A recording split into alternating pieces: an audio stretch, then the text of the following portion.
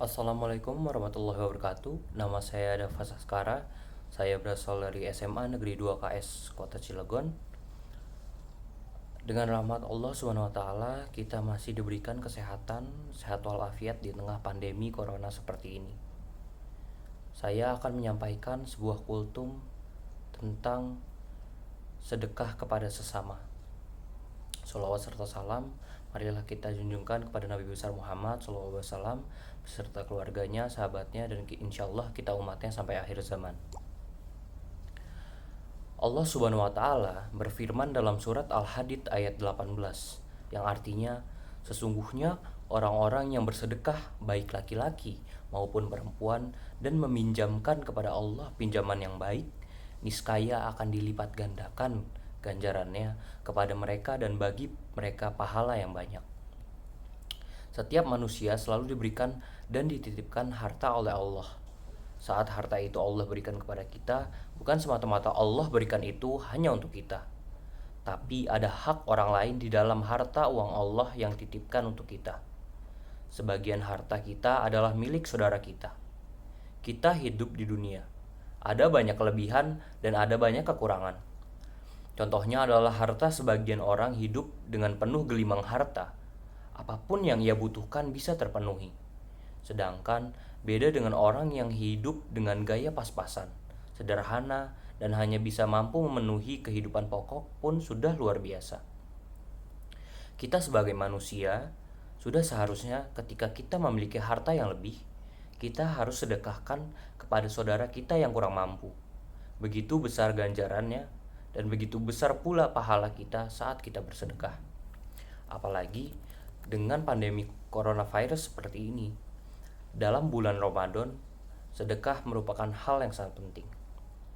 Kaum muslimin yang dimuliakan Allah Subhanahu wa taala, sedekah bisa mengajarkan kita apa artinya kepedulian kepada sesama manusia, sesama saudara seiman dan setakwa kita.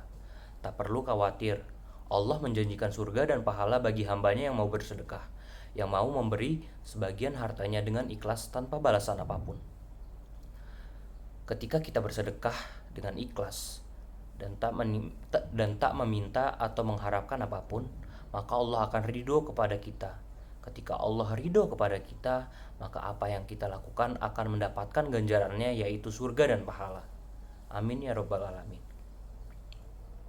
Dermawannya seorang bukan sebanyak apa dia memberi, tapi seberapa ikhlas dia memberi.